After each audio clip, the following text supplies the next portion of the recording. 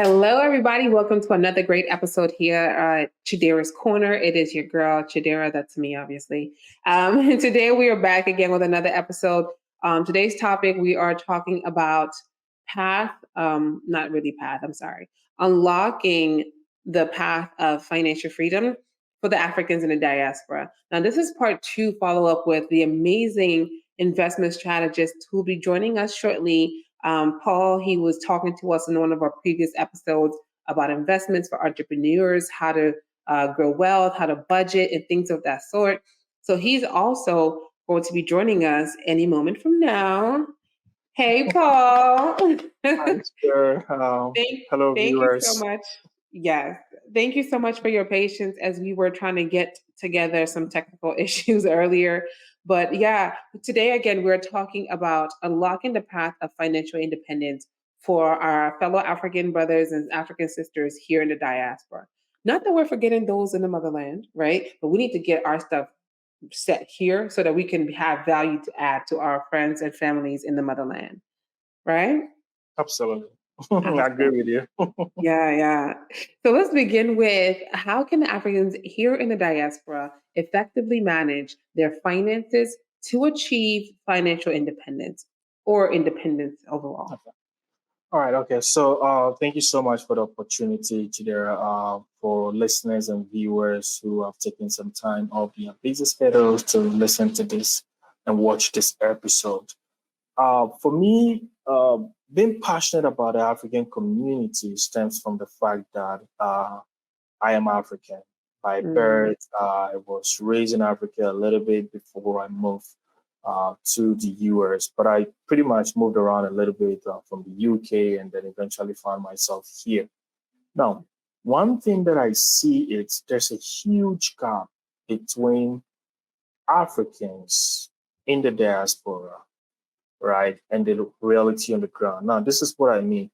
A lot of us had certain orientations back home, and then we brought those orientations here, and then we are living with those orientations, forgetting that this is a different environment that requires different ways of doing things. A lot of us are still living in the past as far as finances are concerned. Now, let me give you a classical example.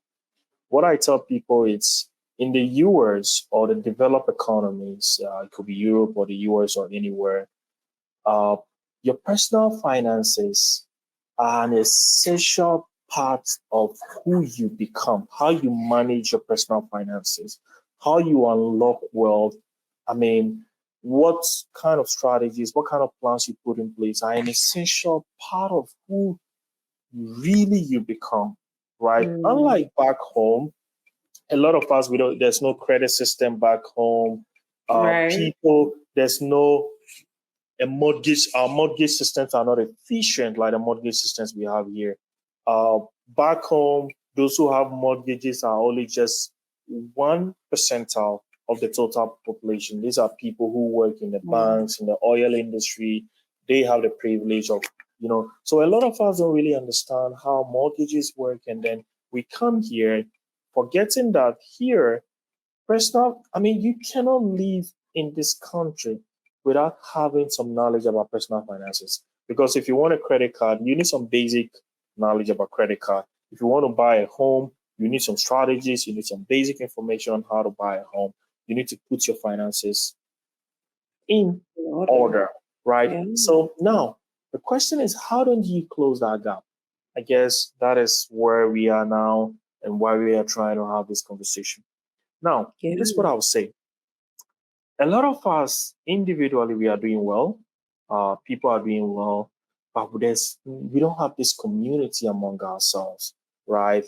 Somebody is doing something different. Somebody is doing something different, but we don't leverage our own strength. We don't leverage on how we can, take advantage of, things that are happening around us. Very essential. Absolutely. So this is what I would say. We have to start by building that community among ourselves.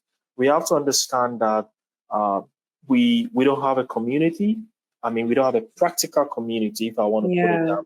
There's a community, which is the African community here, but we don't have a working community. In other words, a practical community that would, support us and achieve that. Now, if you look at, there's a group of people that I don't want to mention their name because of what is happening, the geopolitical problems having Gotcha. around us.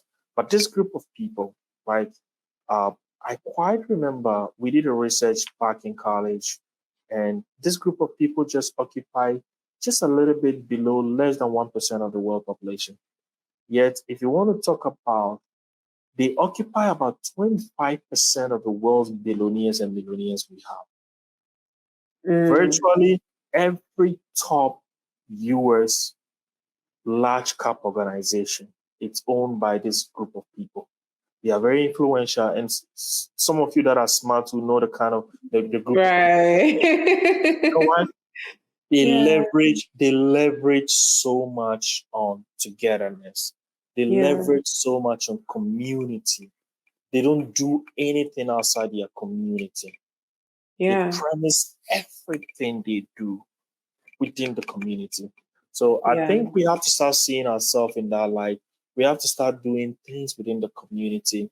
If I need an expert in finance, Paul is there, right? Yeah. Why do I have to go outside the community? I need to talk to Paul. And I guess that's why we're having this conversation.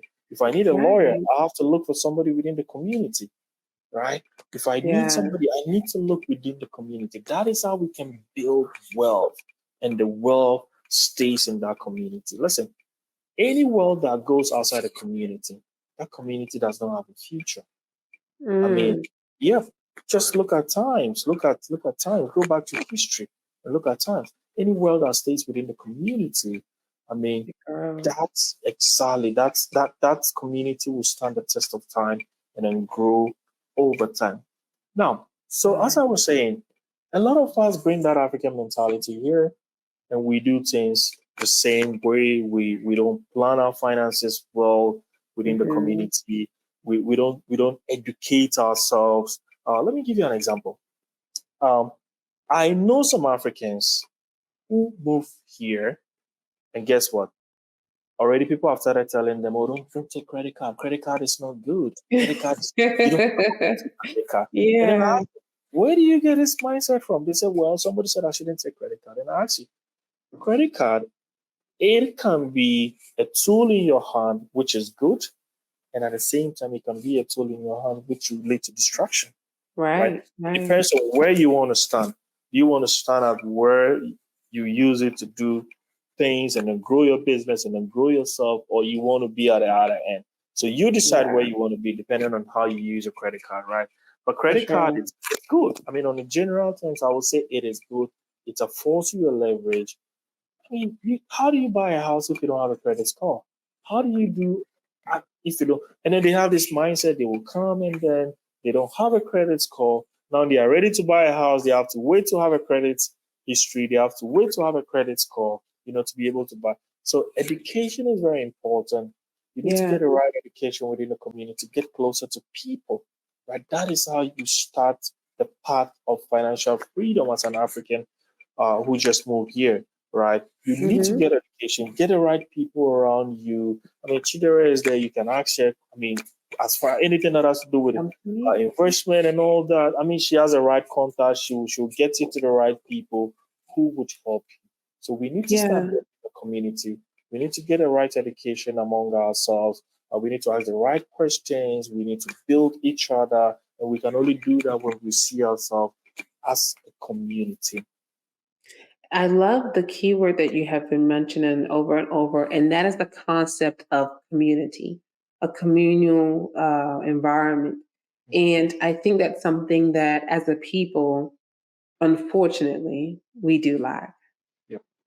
And if I could, I remember just reflecting on an episode of, I forgot that guy, he does like interviews such as this, and he had Cat Williams. I don't know if you remember a moment in Instagram. Cat Williams was going crazy, like it was his name. Right, he was on that show, Sean somebody, I don't know. So now this African guy, Nigerian American comedian, sorry, Jeffrey or Godfrey. You know Godfrey? No. He creates a lot of great content on Instagram, very funny on social media. And he's also a comedian. And I had the pleasure to, see one of his live sets in DC at Improv or something, DC. And in the interview that he had with this guy online, he was saying how Black people in general, all across Africa, America, Europe, and Caribbeans, we are the most ununified group of people. And he was mentioning a story, and if I can just summarize a story in a nutshell, a drug dealer, a Black drug dealer, or a Black guy was in contact with like the Chinese mafia. And you know what's crazy? You've heard of the Italian mafia. Yeah, We know about the Irish mafias. We exactly. know about every ethnic group has a mafia, The mafia even here. Indian mafias. But we don't even have, as Black people. He said something that, and it was like a drop the mic moment. He said Black people cannot even organize crime. Oh my goodness. We cannot come together to have an organized crime. Do you know how sad that is? Absolutely. And the Chinese mafia guy was telling the Black dude, was like, "You Black people, you guys are like, everybody want to be like you, blah blah blah blah blah." This is a terrible accent, by the way, that I'm trying to mimic. But he was just saying that Black people, we all tend to be the original foundational inspiration for almost all the Yeah, creation yeah, on yeah. this earth, and yet we cannot just unify. And Paul, I don't know what it is. I don't know what tribal issues that occurred, why they even occurred. As I read world history, as I read world history in high school, college, I was always trying to figure out, where did we go wrong that severed? Because when I read history, legit, off of the books, now, even though they say history is his story, right? Somebody else's story. Um, Either way, that story documents, for instance, the Igbo people and some also parts of Cameroon were really one people. It's just that a white man came and drew some border and said, "Hey, you Yep, guys are these yep, people." yep. And then Igbo for Ghana, you guys are pretty close. I think, like, is it Togo Yeah, or Togo, yeah. some Ivory Coast and Togo. man? And they just drew border lines and said, "Well, you guys are going to speak this language. Mhm. You guys are going to, do things this way," and we just conformed, right? But before they came in, even Nigeria, right? That I think I remember. I don't know if I can even say it was originally termed the Niger area, right? That's originally where the Nigeria came from, because that's the area Mm. of the most prominent. Oh, okay. Right. It was the crazy documentary that I watched on the history of Nigeria, and I was baffled. But what people don't know till today, and we are still fighting the war of our forefathers, by the way, is that Nigeria was never a country in itself. We were all different nations, and they Nations. just divided us and said, "Yeah, you three, humongous tribes, with in addition to how many hundreds and thousands of other smaller subset tribes, come together and become one." And today we are still fighting the battles of that come together and become one decades later. But I don't know what is it, do you think, is the breach? What is it that severed? And because white people have this together, like they can, for the sake of the greater good, come Yeah, together, right? exactly. They can you have a common enemy, you come Exactly. together and you mess up the common enemy, and then you can go back to war. Yeah. You know what I mean? But why can't we do it? Yeah. What do you Well, think? so Chidera, I want to encourage everybody. There's this YouTuber, that I want to encourage everybody to go watch. It's about the world changing order. Now that narrative will shape your understanding of how how to change hands, and what are some of the causes of, the causative factors that cause power to change hands among nations, right? And one of them has to do with disunity among people, right? When there's that dysfunctional unity among people, when people are not united among themselves, right?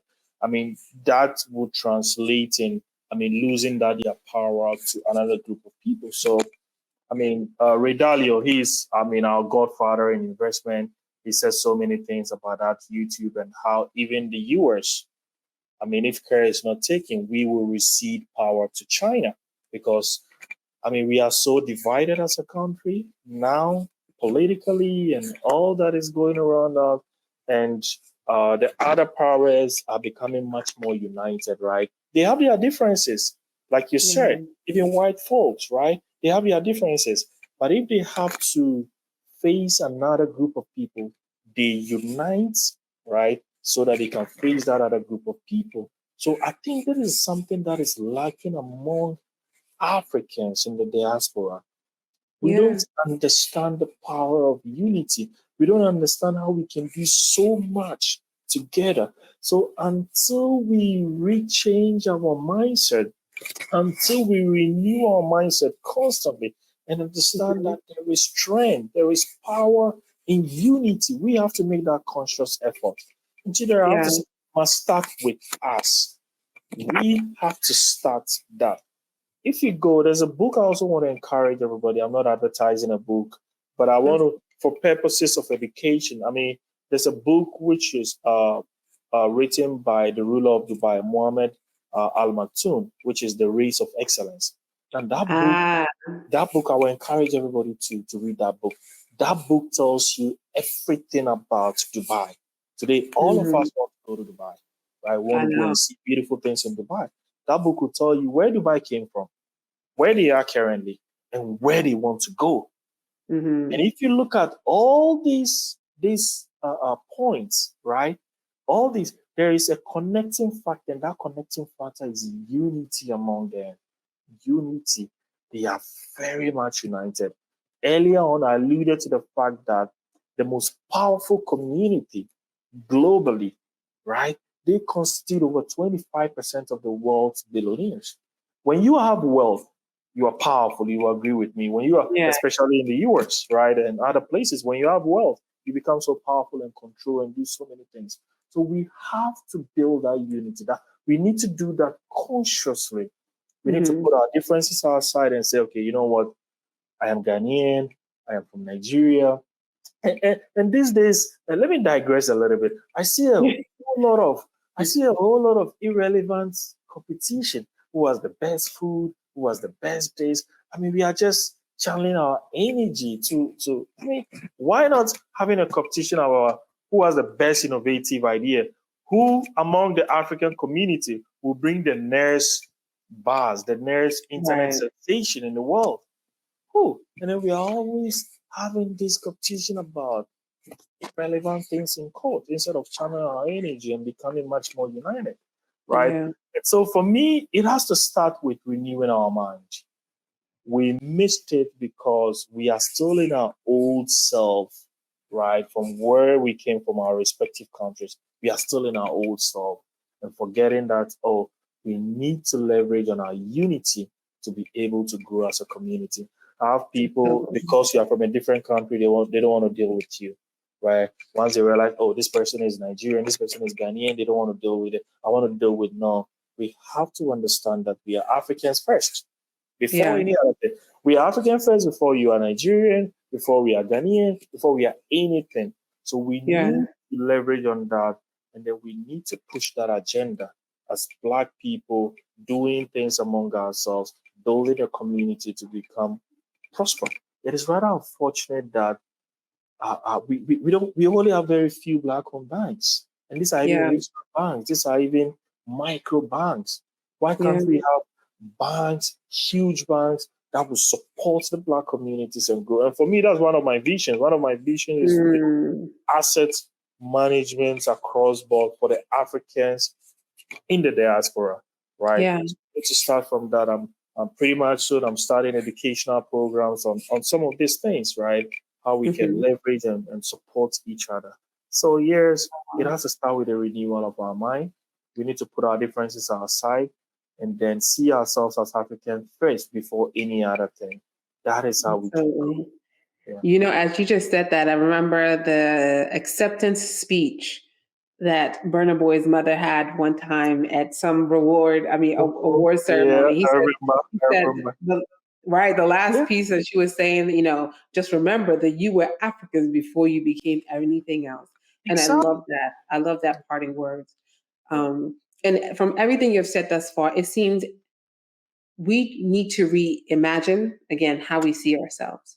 Yeah. And part of this is personal development. And this is something I have a great passion for. Mhm. People that know me personally know Chidera has been on this personal development journey, and I am not stopping. And my personal development journey has touched in so many different areas of my life. Finance, it's Wow. touched my business ventures, it's Mhm. touched my relationship with God, and many other, facets of my life. And that's something that Africans, I think, we lack the being intentional in personal development. And then there was also a young, I forgot who it was. Was it the person, the creator of Fubu? Mhm. Black guy. He's on Shark Tank, the only black guy on Shark Tank. He was. I watched his. He did a show or something like this, a webinar or something of that sort, where it was on an organization called the National Society of Leadership and Success, which I am proud to say that I am a very happy member. Oh, I actually am an sure. inaugural president of NSLS at Oh, my alma wow. mater, Washington Adventist, and so he was. I was watching one of his speaker broadcasts, is what they call it, and so he was saying, I think it was him that said it, how he noticed when he went to Africa, um, two things. He noticed that the Africans had, I think he mentioned, again, I'm hoping that this is him that said it. If not, Mhm. I'm totally sorry. But Mhm. I think he mentioned that he noticed that the Africans had self esteem, but not self confidence. When Black people in America had self confidence, but not self esteem. And then you're wondering, what is the difference between the two? In summary, self esteem alludes to the kind of how you see yourself internally. You know what I Mhm. mean? How and it comes from what you've been taught as a child growing up. But then self-confidence is quite different. Self-confidence is that, like, I know I'm a dope golfer or I'm a dope soccer player because I've practiced this. I've put in hours of practice. So you're almost like betting on yourself because you know that you have been able to do whatever it is that you're confident in or you're expressing confidence in, right? You actually have I think he defined it as you have been able to test your ability in the market. Mhm. And then it brought me to really realize as Africans, a lot of us, I don't even think self esteem, we have that together. It is part of personal development, right? And it also impacts the unity piece of it. If I don't have good self esteem of myself, how can you expect me to be in unity with you?